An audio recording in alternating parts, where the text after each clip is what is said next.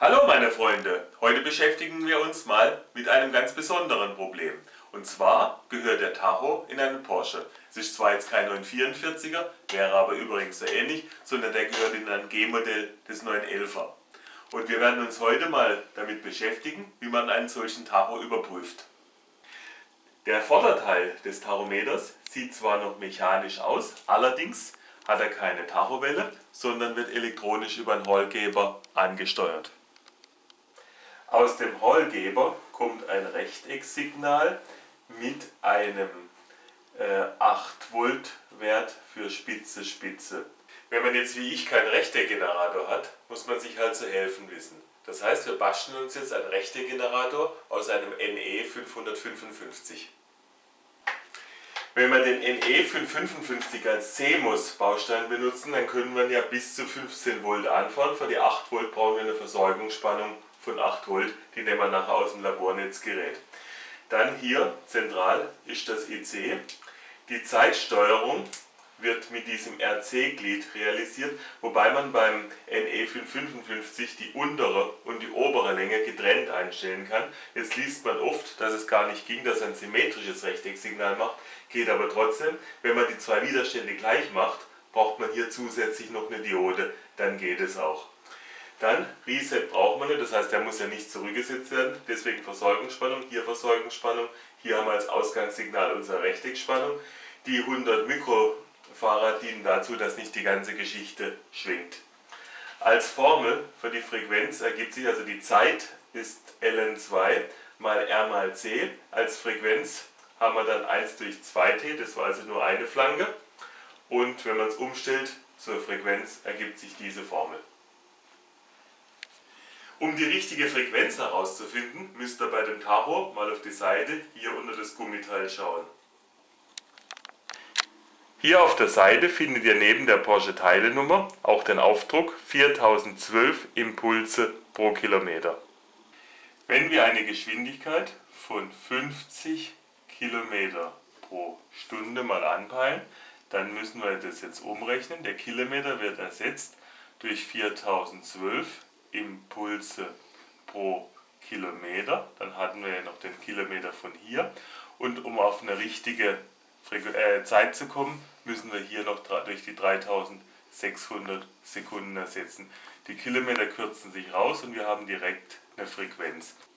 Das sind 55,7 Hertz. Also mit einer Frequenz, sagen wir mal zwischen 50 und 100 Hertz liegen wir da mal ganz gut. Um die Werte für R und C zu bestimmen, habe ich mal die Formel nach RC umgestellt. Dann bekommen wir für RC einen Wert von 0,0144. Probiert man es mit einer 100 Nanofarad Kapazität, so kann man den Widerstand ebenfalls berechnen. Ich komme auf 144.000 Ohm, können wir also 150 Kiloohm nehmen, dann kommen wir so ungefähr hin. Ich habe mir hier mal die nötigsten Bauteile besorgt, also eine Experimentierplatine in Sockel, ein paar von den ICs, Dioden, Widerstände, Kondensatoren. Vielen Dank Alfred und Andreas für die große Hilfe. Auf der Experimentierplatine definieren wir erstmal, dass die große Schiene hier unten die Masse wäre, oder hier in der Nähe, hier oben Plus. Dann setzen wir den Sockel mit der Nase nach oben mal so in die Mitte von dem einen Eckchen. Da der Sockel gedrehte Beine hat, kann man ihn nicht einfach durch verbogene Füße fixieren, ihr müsst ihn also da unten festhalten. Gleichzeitig hier oben Lötzinn führen und den Lötkolben. Bis in Fingerfertigkeit geht es. Wenn zwei Füßchen mal verlötet sind, hält das Ganze ja von alleine. Dann müsst ihr noch die restlichen verlöten. Für die Spannungsversorgung brauchen wir natürlich ein Stück rotes Kabel. Das löten wir dann hier oben an. Und für die Masseversorgung ein Stück schwarzes Kabel. Die kleinen Litze könnt ihr mit dem Fingernagel abisolieren.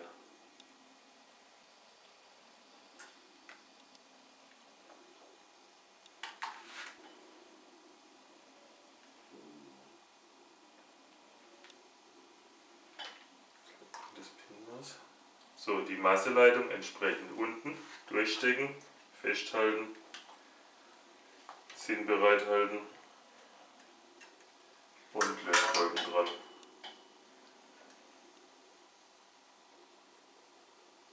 So, die Versorgungsspannung ist am 8. Pin, das ist hier oben, also müssen wir den verbinden mit der Plusleitung. Für die Spannungsversorgung machen wir so eine schöne kleine rote Brücke. Verziehen natürlich wieder beide Enden. Schneiden die Enden passend zu. Und dann geht es von Pin Nummer 8 bis zur Spannungsversorgung hoch. Dann erstmal verlöten. Jetzt müssen wir ja zwischen den zwei Pins eine Brücke machen. Erhalte den Lötkolben über beide Pins, Lötzinn drauf und jetzt haben wir eine Brücke über den zwei. Das gleiche nochmal hier.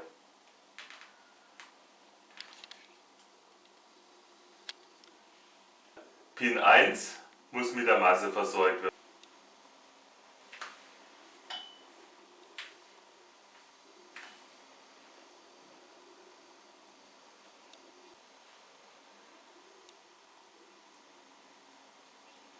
Ich habe die Brücke jetzt wieder gesteckt, also wird sie erstmal verlötet und dann gebrückt. Auf den Lötzinn dran. Brücke. Am besten markiert ihr euch auf dem Schaltplan, welche Leitungen man schon gelötet hat. So, weiter können wir mal mit der Ausgangsleitung und mit dem Ding machen und mit dem Reset. Dann haben wir die Seite der Schaltung schon mal gemacht. Die rot-violette Leitung wird unser Ausgangssignal. Das Ausgangssignal kommt an Pin Nummer 3, dann verlöten.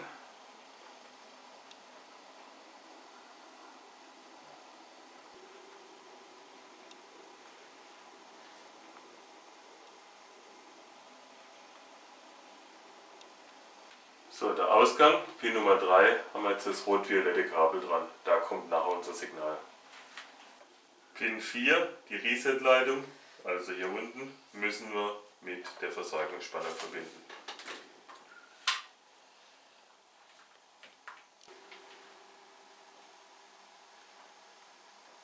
Und wieder drücken. Nächstes Bauteil sind die 100 Nanofarad, hier von Control zu Ground. Die kann man hier auch gerade praktisch an Pin 5 zur Masse stecken. Dann verlöten wir die mal.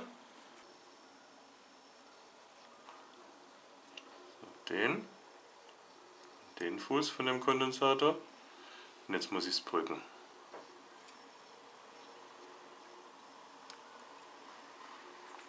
Die Massebrücke und hier müssen wir zweimal brücken.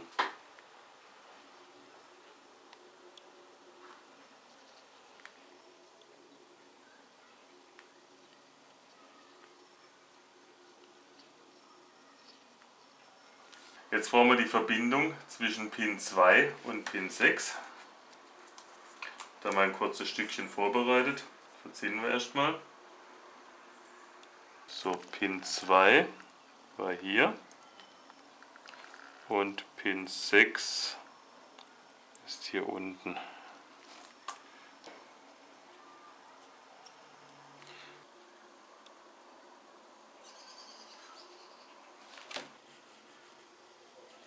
So.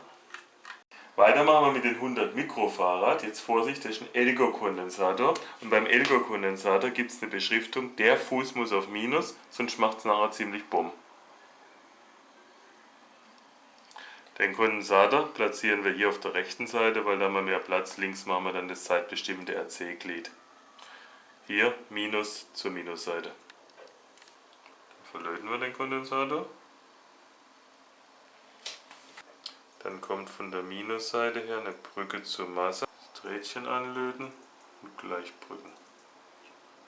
Jetzt bauen wir das zeitbestimmende RC-Glied auf, also obere und untere Spannung und die Länge und die Kapazität dazu. Das heißt, die machen wir am besten in einer Reihe, so wie es am Bild sitzen. Plus an irgendwo.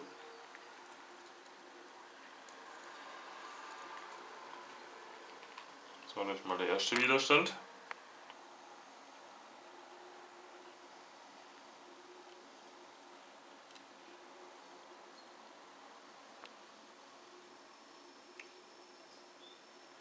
Den zweiten Widerstand setzen wir so dran, löten wir auch erstmal fest.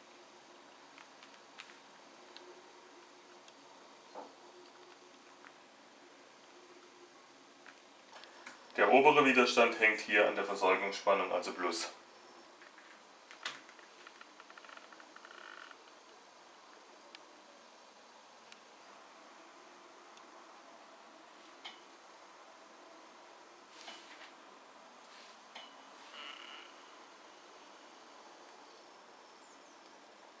Müssen wir die zwei Widerstände brücken. Verlöten wir erstmal den Kondensat auf der Platine, brücken die obere Seite.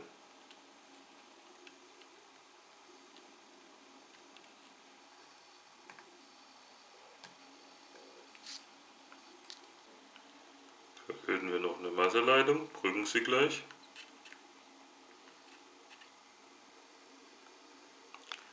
Und hier noch der letzte Lötpunkt, verbunden mit unserer Masseschiene. Der IC fehlt noch, jetzt sind es CMOS-Teile. Also erden wir uns erstmal. Statische Spannungen sind nicht also gesund für CMOS-Teile. Die Beinchen stehen immer so ein bisschen auseinander, das heißt ihr nehmt das IC, drückt hier die Beinchen ein bisschen zusammen, nehmt die andere Seite und drückt da die Beinchen ein bisschen zusammen. Beim Einsetzen müsst ihr jetzt darauf achten, dass alle Pins in den Löchern sind und dann gerade runter drücken. Die Nase hatten wir hier oben angebracht, das heißt das ist Pin 1, dann geht es hier rum bis zu Pin 8. Die Schaltung ist jetzt soweit fertig, jetzt wird es spannend. Wir müssen jetzt alles mal anschließen und schauen, was die Schaltung so von sich gibt. Die Masse vom Netzteil verbinden wir einmal mit dem Oszilloskop, dann geht die zweite Leitung an die schwarze Leitung der Schaltung. Hier hatten wir unsere Masse. Plus vom Netzgerät kommt auch wieder über so einen Clip an Plus der Schaltung. Dann kommt die Plusleitung oder die Signalleitung des Oszilloskops an unseren Ausgang. Da wir ein CMOS-Bauteil benutzt haben, können wir jetzt die Betriebsspannung frei zwischen 3 und 15 Volt wählen. Aus dem Auto kommen ungefähr 8 Volt, mit der betreiben wir die Schaltung.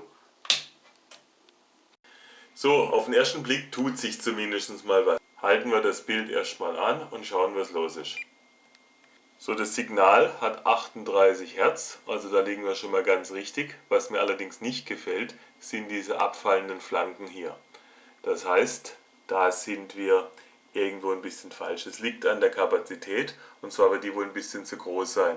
Gehen wir mal auf eine kleinere Kapazität. Die Widerstände müssen wir nachher wieder anpassen. Wenn ich die Cursor mal einstelle, habe ich von hier bis hier, also von den Spitzen zu den Spitzen 10,8 Volt. Wenn ich die Cursor aber auf den hinteren Teil der Flanken einstelle, habe ich nur noch eine 6 Volt Spannung. Das heißt, es ist alles andere, nur kein vernünftiges Rechteck. Jetzt machen wir eine Kapazität von 47 Nanofarad rein. Schauen wir mal, wie es dann aussieht. So, jetzt habe ich es mal unter DC eingekoppelt und man sieht, das Rechteck hat jetzt die perfekten Parameter. Wir haben jetzt eine Spannung von 8,3 Volt, passt also. Und 100 Hertz ist so ein glatter Wert, dass wir mit dem arbeiten werden. Auf dem Tacho stehen 4012 Impulse pro Kilometer. Das heißt, eine zurückgelegte Strecke ist die Anzahl der Impulse durch 4012. Dann kommt das Ergebnis direkt in Kilometer raus. Die Geschwindigkeit ist S durch T. Das heißt, wir haben N durch die 4012 und die Zeit sind 1 Stunde. Wenn wir das jetzt hier oben einsetzen, dann haben wir 100 pro Sekunde mal den 3600 Impulsen durch die 4012. Das ist uns direkt unser Ergebnis in Kilometer pro Stunde. Das heißt, der Tacho müsste 89,7 Kilometer pro Stunde anzeigen. Um den Tacho richtig anzuschließen, müssen wir uns jetzt mal die Pin-Belegung auf der Rückseite anschauen. Der oberste Anschluss ist die Betriebsspannung Plus 12 Volt. Der nächste Eingang ist frei. Dann kommt A, das ist ein Ausgang von Geschwindigkeitswarnsummer. Dann geht es weiter mit 31B. Genau da wird der Hallgeber angeschlossen und unten haben wir noch Minus für alle gemeinsam. Für die Anschlüsse habe ich mal hier solche Kabelchen gemacht, dann können wir direkt auf die Messstrippen gehen. Also oben kommt Plus hin, unten kommt Minus für alle gemeinsam und dann hatten wir hier noch den Signaleingang. Ich habe den Tacho jetzt mal angeschlossen, also Plus geht hier ans Messgerät. Minus habe ich zusätzlich noch einen Ampermeter dazwischen geschaltet, damit wir das kontrollieren können, wie viel Strom der Tachometer aufnimmt. Und an den Ausgang von dem Hollgeber oder am Eingang habe ich jetzt das Voltmeter auf die gleiche Masse angeschlossen. Und wir finden, dass da erstmal 8 Volt aus der Schaltung kommen. Jetzt ist die Frage, mit wie viel wir diesen Eingang belasten können. Also was passiert, wenn wir den genau auf Kurzschluss schalten, weiß ich nicht. Wir haben ja kein Innenschaltbild, deswegen versuchen wir uns jetzt mal langsam an den Widerstand anzunähern. Und ich beginne mal mit 10 Kiloohm. Bei 10 Kiloohm und 8 Volt würden ja nur noch ein Milliampere fließen, da kann nichts passieren. Also drücke ich mal über den Eingang einen 10 Kiloohm Widerstand. Aha, das reicht nicht, um das Signal sauber auf Masse zu ziehen. Probieren wir es mal mit 1,8 Kiloohm. Aha, hier bricht das Signal schon deutlich zusammen und vor allen Dingen schaut mal auf die Tachonadel. Wenn ich da ein bisschen zittere, also variable Impulse gebe, läuft der Tacho schon vor. Das heißt, ungefähr da liegt unsere Belastung. So, ihr seht, dass der jetzt halt wunderschön langsam weiterzählt. Es funktioniert also einwandfrei. Wir haben jetzt ein Problem, da aus dem Tacho, der mit 12 Volt betrieben wird, an dem Hollgebereingang ja 8 Volt herauskommen und wir mit 8 Volt aus dem NE 555 kämen. Bei unserem richtigen Impuls haben wir hier zwei Spannungen, die gegeneinander kämpfen. Da müssen wir uns eine Ankopplung überlegen, und zwar benutzen wir eine Diode. Wenn wir die Diode so rumpolen, kann hier schon mal keine Spannung reinfließen. Dann noch einen kleinen Widerstand, um die Ströme zu begrenzen. Den müssen wir dann nochmal neu ausprobieren. Und gleichzeitig erhöhen wir hier die Spannung, sagen wir mal, auf ungefähr 9 Volt. So, jetzt kann kein Strom in diese Richtung fließen, da wir eine Diode haben. So rüber fließt im Spannungsfall hier auch keine. Schaltet der NE 555 aber auf Masse durch, wird auch der Ausgang auf Masse gezogen. Testweise habe ich jetzt mal die Diode und den Widerstand zusammengelötet. Jetzt probieren wir mal aus, ob es da noch manuell geht. Aha, man sieht, das Voltmeter reagiert, aber der Tacho nicht. Das heißt, die 1,8 Kiloohm sind jetzt zu groß. Gehen wir mal auf 1 Kiloohm runter mit 1 Kiloohm und der Diode. Und ihr seht, jetzt funktioniert der Tacho wieder wunderbar. Jetzt bauen wir die Bauteile hier noch zusätzlich auf unsere Schaltung ein. Das heißt, den ursprünglichen Ausgang setzen wir jetzt hier hin. Nach dem Ausgangskabel kommt erstmal unser Lastwiderstand.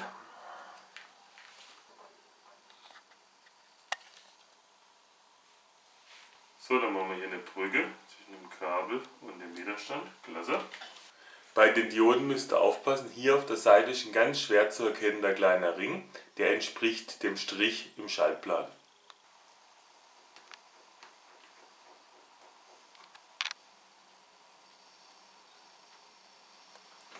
Ich habe jetzt hier mal vor der Diode abgegriffen, da haben wir immer noch die 8,3 Volt ungefähr, also ein klein bisschen mehr, wie aus dem Tacho kommt.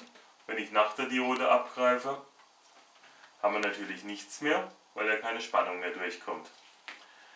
Es kann nur noch auf 0 gezogen werden, was hier ankommt.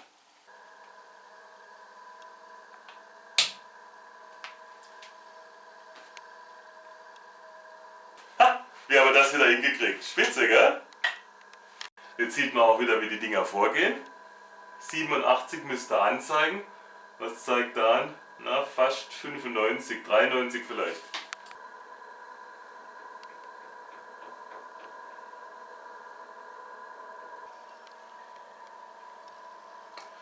So, ihr seht, wir sind mit den 98 Hertz ungefähr auf der Schaltung.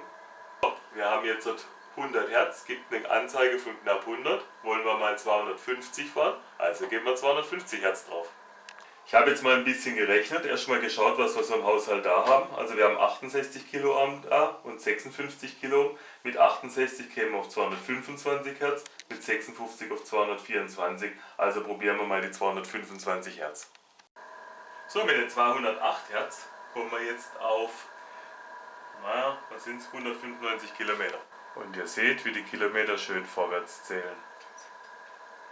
Ein bisschen mehr wird schon noch gehen. Momentan haben wir ja nur 200 auf dem Tacho, 240 wollen wir schon fahren, also müssen wir den Widerstand noch ein bisschen tunen. Jetzt rechnen wir es einfach im Dreisatz runter. Wenn wir 240 haben wollen und jetzt 200 haben, ist das ja ein Faktor 1,2. Das heißt, der Widerstand sollte um den Kehrwert, also ungefähr um 0,8, kleiner werden. Das heißt, wir hätten 0,8 mal 68 Kiloohm, ungefähr 55 Kiloohm. Das 56 hätten wir zwar da, wir machen es jetzt aber mit Feintuning, indem dass wir einfach über den Widerstand einen zweiten parallel schalten. Das heißt, wir haben hier 68 Kiloohm und wir schalten hier einen kleinen drüber, damit wir auf einen Gesamtwiderstand von 55 kommen. Schauen wir mal, in welchem Bereich dieser R liegen muss. Das ist also Parallelschaltung, haben wir 1 durch R plus 1 durch 68 soll 1 durch 55 geben. Da kommen wir auf ungefähr 287 Kiloohm. 270 Kiloohm hätte ich da, also kleben wir 270 Kiloohm drüber. Die zwei kleinen Widerstände sind jetzt noch zusätzlich über das RRC-Glied drüber.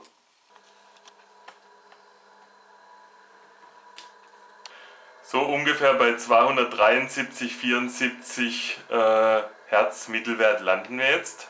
Der Tacho zeigt 255. Jetzt können wir nochmal den Vorlauf präzise überprüfen. Rechnen wir nochmal. Also 274 hatten wir als Frequenz mal 3600 durch die 4012. Der Tacho müsste 245,8 Kilometer pro Stunde anzeigen. Das heißt, wir haben einen satten Vorlauf von 10 Kilometer pro Stunde. Das war mal ein ganz anderer Film. Ich habe euch gezeigt, wie man mit ein bisschen Physikkenntnissen aus der Schule den Tacho im Porsche überprüft. Also, tschüss, bis zum nächsten Film.